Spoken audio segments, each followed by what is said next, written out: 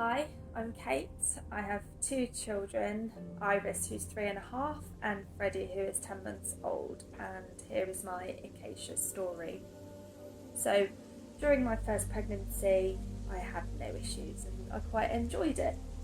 And it was plain sailing, really. And unfortunately, I had an incredibly traumatic birth experience and various health complications afterwards, which I believe ultimately led to me having postnatal depression. My health visitor picked up I wasn't right, and she actually spoke to me about Acacia very early on. However, I was not ready to hear this, and I was thinking, no, there's nothing wrong with me, I'm going to have complete control of this situation.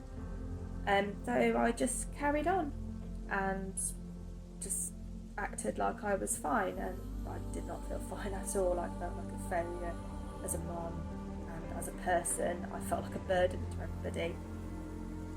When I met up with my friends, I didn't feel like I was really there. I didn't feel like I was participating in the conversations, and I feel like I compensated by this and for these feelings by making sure that myself and Iris were very busy, and we were going to various baby classes, and we did enjoy this and we enjoyed getting out and about, but I did make sure that my time was filled, because when it was empty I was with my thoughts. So it took me around a year to realise that I just wasn't going to wake up one day and I was going to be okay. I was having vivid flashbacks, I was having intrusive thoughts. So I did eventually speak to my GP, and we decided to go down the medication and the counselling route, and I did feel like I was back to my old self. Flash forward a few months and I found myself pregnant again just after Iris turned 2, and all of a sudden these thoughts were coming back and I was anxious about giving birth. And I knew I wasn't right and I was going to have to speak to somebody, and I remembered about Acacia, so I actually looked them up online and I filled in a self-referral form. Yeah, and it was very hard that first time I walked in. Incredibly hard to do, and I was very emotional. And I walked in and everybody was so welcoming, so lovely, all the volunteers and all the mums there and all the babies, and although at this time I was still pregnant,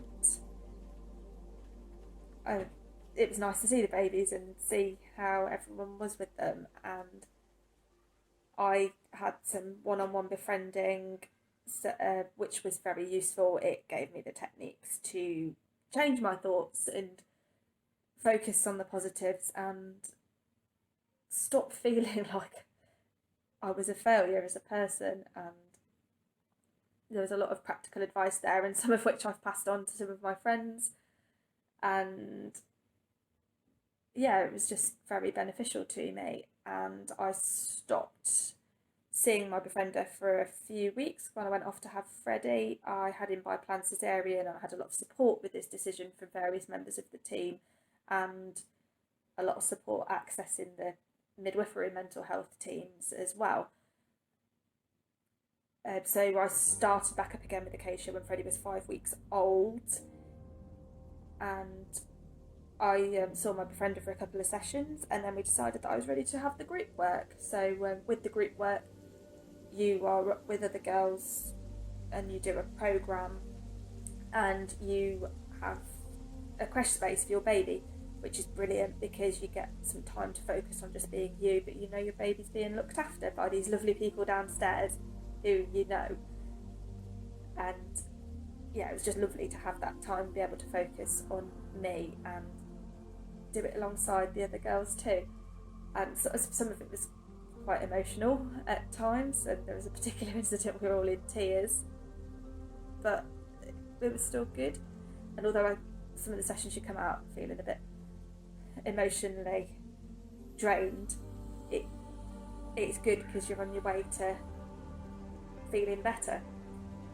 And I couldn't have done it by myself. I needed this. And one of the most inspirational things for me when I was there was I had this woman came in, and she was a previous patient at Acacia, and she just dropped in to say hi, and she had her life together. And I looked at her and I thought, I wonder if that can be me one day. I would love that.